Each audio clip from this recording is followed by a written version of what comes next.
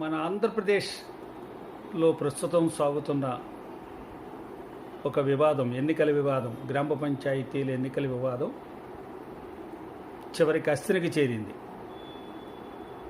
ఇంకక్కడ ధర్మచక్రం ఎలా తిరుగుతుందో, ఎలా తిప్పుతారో చూడాలి. ప్రధానంగా రాష్ట్ర ఎన్నికల కమిషనర్ మొదటి నుంచి అనేక వివాదాలకి కారణమవుతూ ఆ వివాదాలు సృష్టించడంలోనే పంచాయతీ ఎన్నికలు, స్థానిక సంస్థలు, ప్రభుత్వ యంత్రాంగం మధ్యన సమన్వయ లోపం చేస్తూ ఇది మనకు స్పష్టంగా ఒక ఘర్షణ వాతావరణంలో ఇది న్యాయస్థానాలకు చేరడం, వాదనలు వినిపించడం, ఉత్తర్వులు రావడం, మళ్ళీ న్యాయస్థానాలకు వెళ్ళడం, అంతిమంగా ఇది ఒక పేచీకి కారణమవుతున్న విషయంగా మారిపోయింది. చూద్దాం.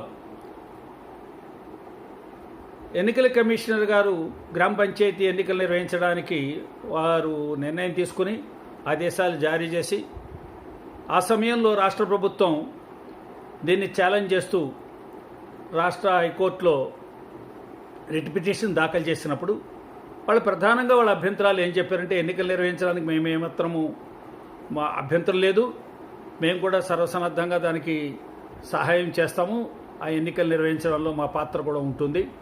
కానీ ప్రస్తుతం అంతకు పూర్వం కోవిడ్-19 మీద కంట్రోల్ చేయడము, ఆ బాధితులకి వైద్యాన్ని వెంటనే అందజేయడము, ఆ క్వారంటైన్ సెంటర్సు లేదా ఐసోలేషన్ సెంటర్సు మెయింటైన్ చేయడము, వాటిని నిర్వహించుకోవడము, ఎవరైతే కోవిడ్తో బాధపడుతున్నారో వాళ్ళని ఐడెంటిఫై చేసి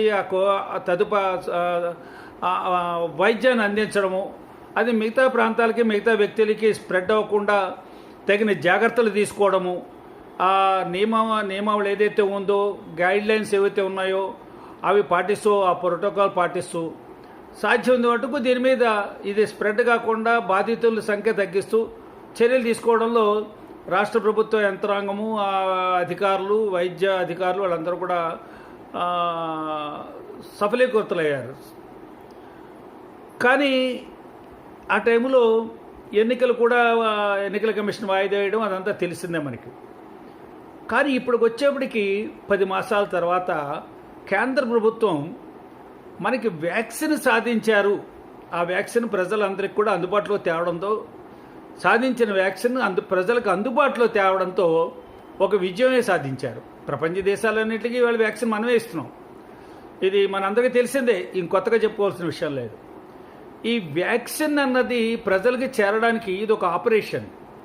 దీనికి ఒక తర్ఫీదు ఇచ్చారు, శిక్షణ ఇచ్చారు, దీనికి ఒక ప్రోటోకాల్ తయారు చేశారు, పద్ధతి తయారు చేశారు.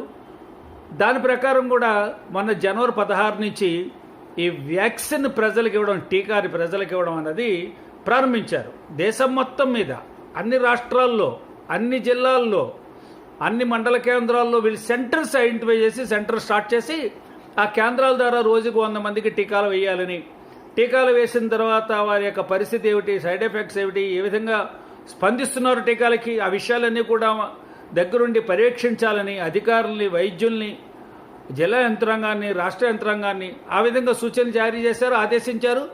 దానికి తదనుగుణంగానే ఆంధ్రప్రదేశ్లో కూడా కేంద్రాలు సెంటర్స్ ఐడెంటిఫై చేసి ఆ సెంటర్లకి ఈ వ్యాక్సిన్ ఎలా సరఫరా చేస్తారో, మామూలుగా ప్యాకెట్లో సరఫరా చేసేది కాదు, అందరికీ తెలుసు. అది జాగ్రత్తగా కోల్డ్ స్టోరేజ్లో పెట్టాలి, కోల్డ్ అట్మాస్ఫియర్ పెట్టాలి, కోల్డ్ బాక్సులో పెట్టాలి, శీతలీకరణ అన్నిటికీ కూడా శీతలీకరించి ఉండాలి. కాబట్టి ఈ సందర్భంగా 16కు ముందే చాలా హడావుడి చేయడం జరిగింది. ఎన్నికల గురించి, షెడ్యూల్ గురించి, కోర్టులకు వెళ్ళడం, దాని గురించి సింగిల్ జడ్జి గారు తీర్పిస్తూ కోవిడ్ వ్యాక్సిన్ కార్యక్రమం ఏదైతే ఉందో ఆ వ్యాక్సిన్ ఏదైతే ప్రజలకు అందజేయాలి, ప్రజల దగ్గరికి వెళ్ళాలి, ప్రజలందరికీ టీకాలు వేయాలన్న దానికి ఈ ఎన్నికలు నిర్వహించినట్టయితే ఇవి ఒక ఇంపీడిమెంట్ అవుతుంది, ఇది ఎంట్రన్సెస్గా తయారవుతుంది, ఇది మనకు తెలియకుండానే ఒక అవరోధంగా మారుతుంది. ఈ 2 కార్యక్రమాలు పకడ్బందీగా రాష్ట్ర యంత్రాంగం నిర్వహించడానికి సరిపోవడం కన్నా అది కుదరదు. ఎందుకంటే ఇక్కడ వ్యాక్సిన్ అన్నది ఫ్రంట్ లైన్ వారియర్స్కి ఇవ్వాలని, ఫ్రంట్ లైన్ వారియర్స్లో అందరూ ఉంటారు. తర్వాత ఎవరెవరికి ఇవ్వాలన్నది ఒక షెడ్యూల్ తయారు చేశారు.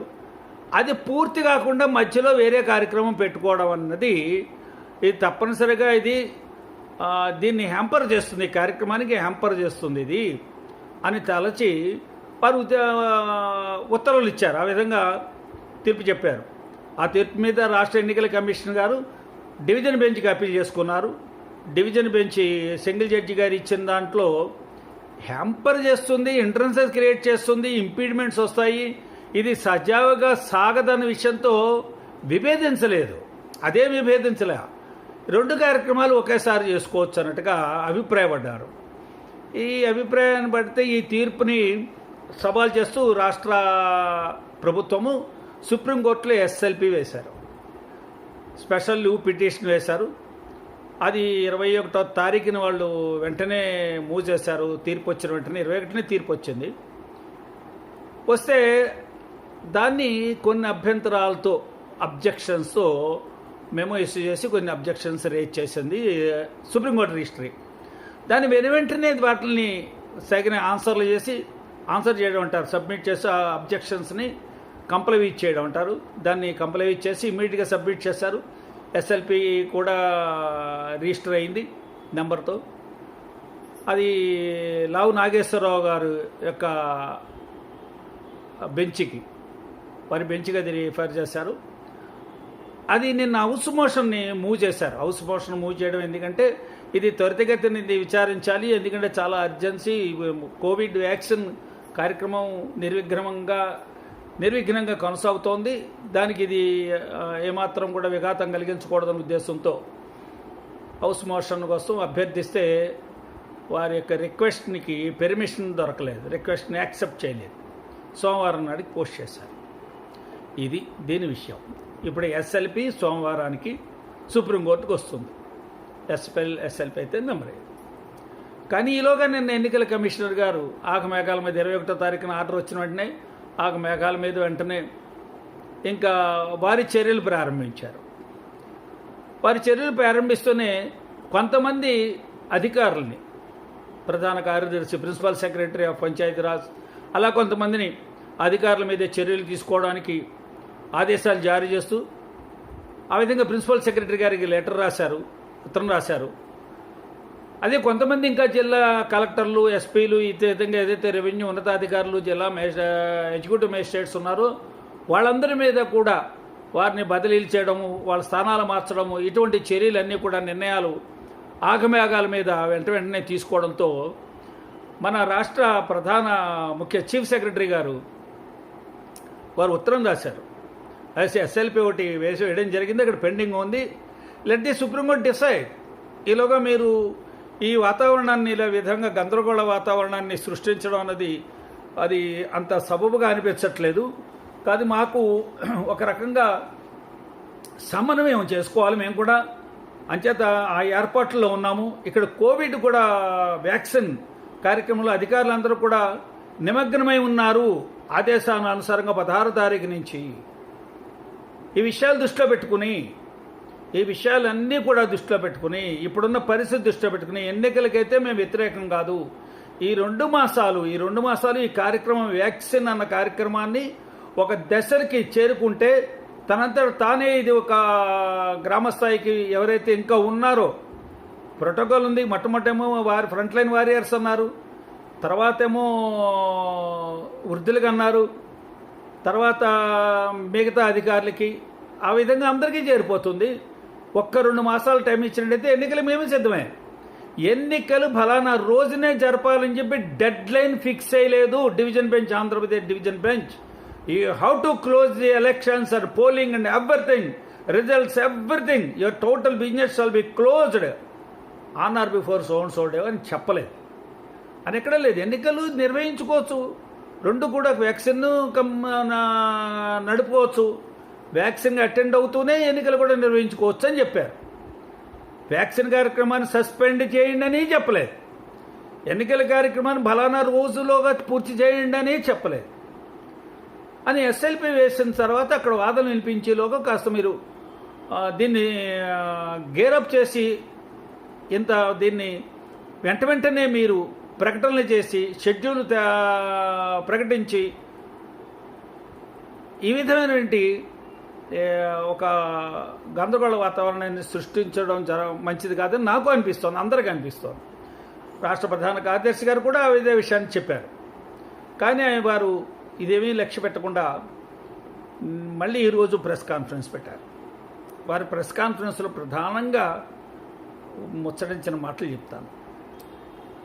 ఎన్నికల కమిషన్కి తగు సిబ్బంది లేదు అని.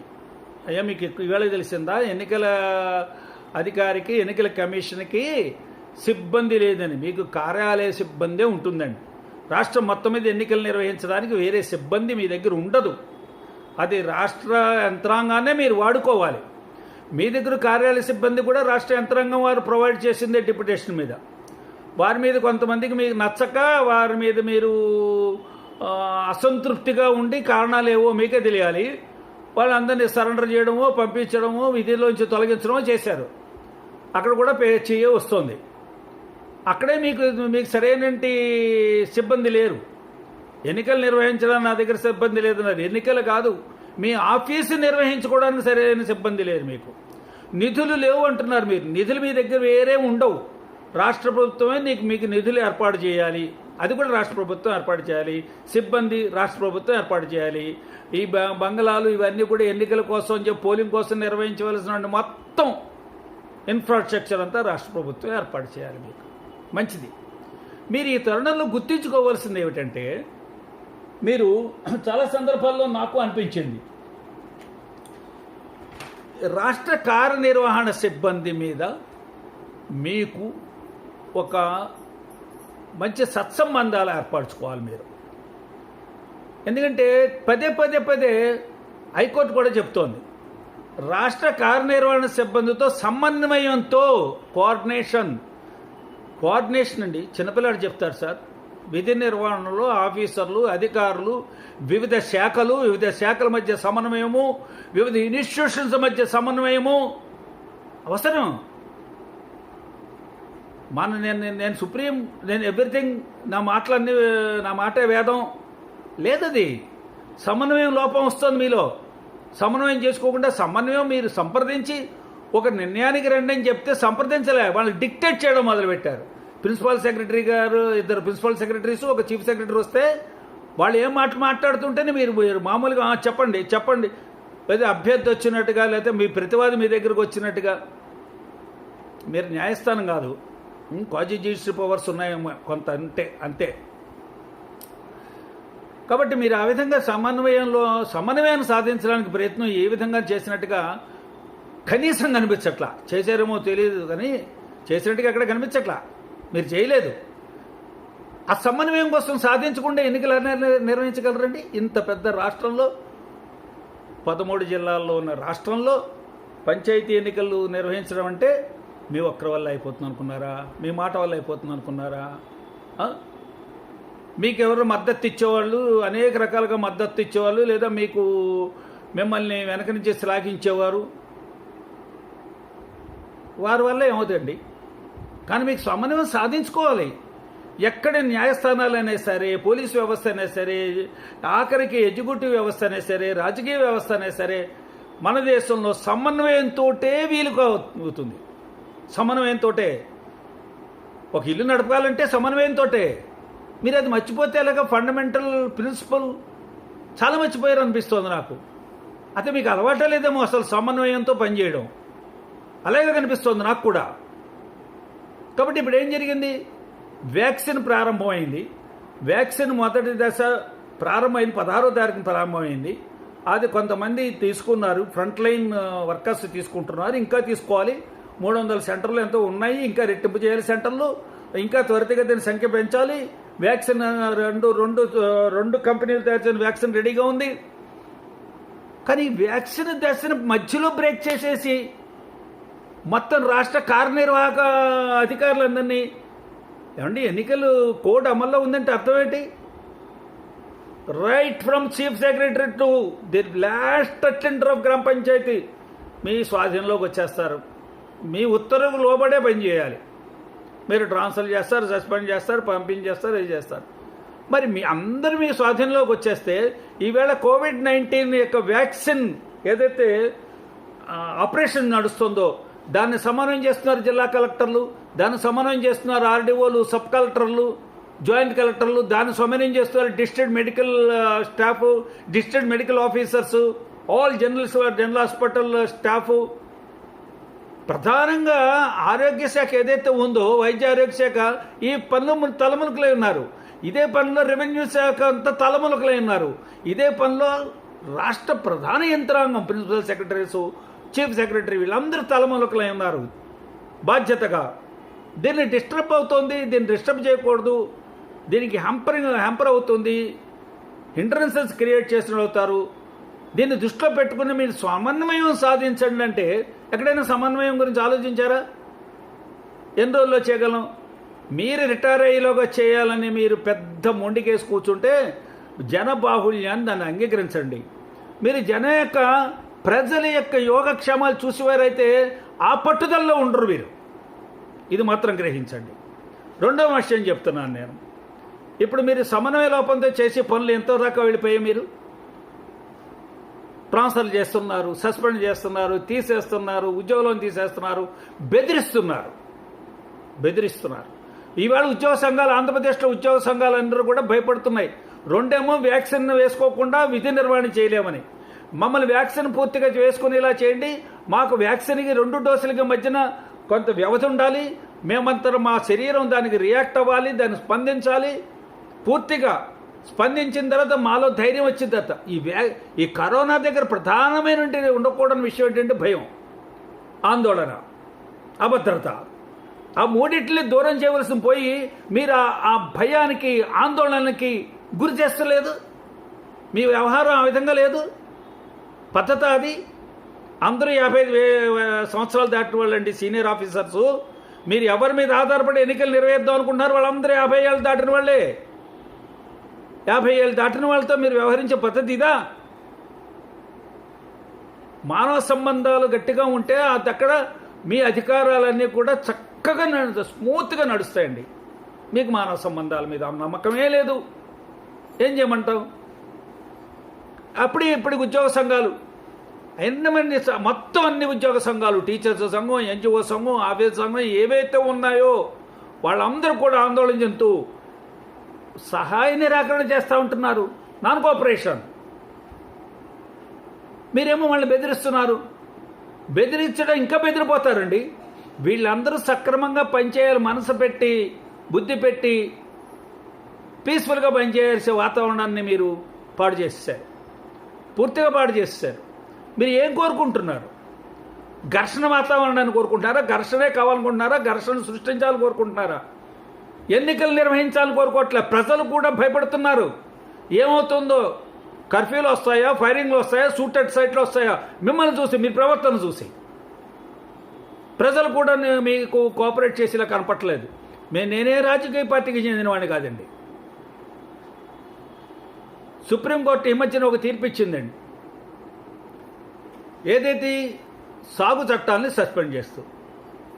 సుప్రీంకోర్టు తీర్పు ఎలా ఇస్తుందంటే, ఇటువంటి చట్టాల మీద సవాల్ చేస్తే ఆ చట్టం చేసేటువంటి అధికారాలు, సర్వాధికారాలు పార్లమెంట్కు ఉన్నాయా లేదా, పార్లమెంట్ క్యాపాసిటీ ఎగ్జామిన్ చేస్తారు. 2, చట్టానికి కాన్స్టిట్యూషనల్ వ్యాలిడిటీ ఉందా లేదా.